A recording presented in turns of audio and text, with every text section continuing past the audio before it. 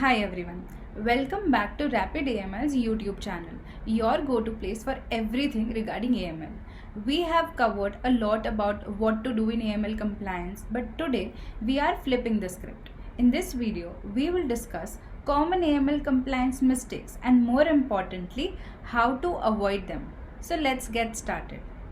The first mistake is not adequately assessing your business's money laundering, terrorism financing, and proliferation financing risk. Every business is different, and so are the financial crime risk they face.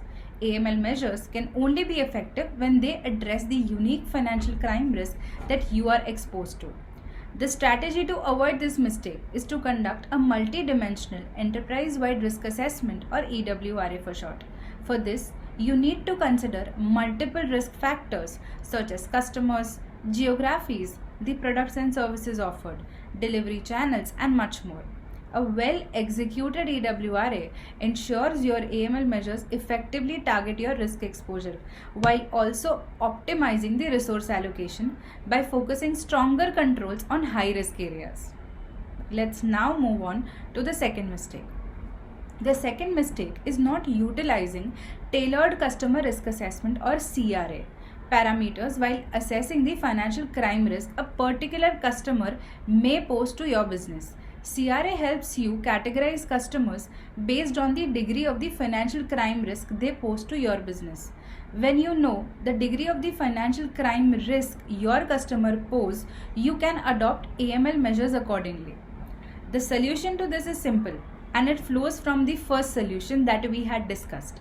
An effective enterprise-wide risk assessment helps you make tailored CRA parameters, which you can then use to assess the risk posed by the customers. To enhance and optimize this process, it's suggested that you use a well-calibrated CRA software that integrates into your AML processes.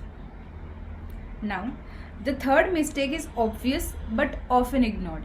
It is using a generic templated AML program. There are many templates available that are made on the basis of the common AML standards. They don't address your needs and merely provide for the bare minimum. It may be tempting to use these available templates, but they may result in financial crime risk slipping through the cracks and even leading to non-compliance. The strategy to avoid this mistake is easy as well. It is to develop a customized and risk-based AML program that is aligned with your needs. Through an effective and multidimensional EWRA, you already know your risk exposure. The AML program comprises the money laundering, financing of terrorism risk assessment, policies, procedures, controls, and governance structures that address and deal with your exposure to financial crime risk.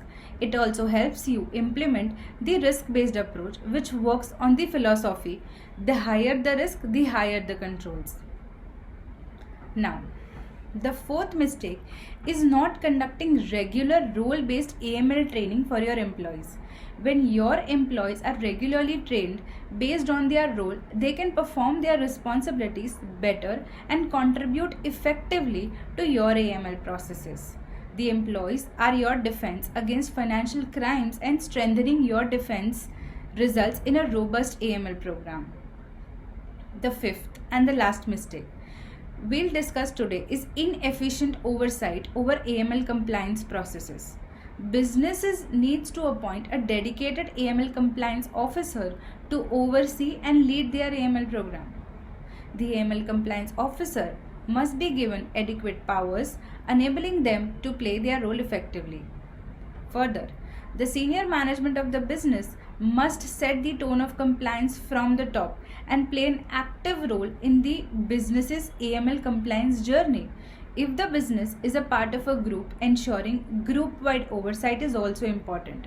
To sum up, in this video, we have discussed 5 AML compliance mistakes and approaches to avoid them. I hope this video was insightful. In future videos, we will talk about the approaches discussed today in detail. Got questions or thoughts? Drop them in the comments below. I'd love to hear from you. If you found this video helpful, don't forget to like, share, and subscribe. Thanks for watching, and I'll see you soon.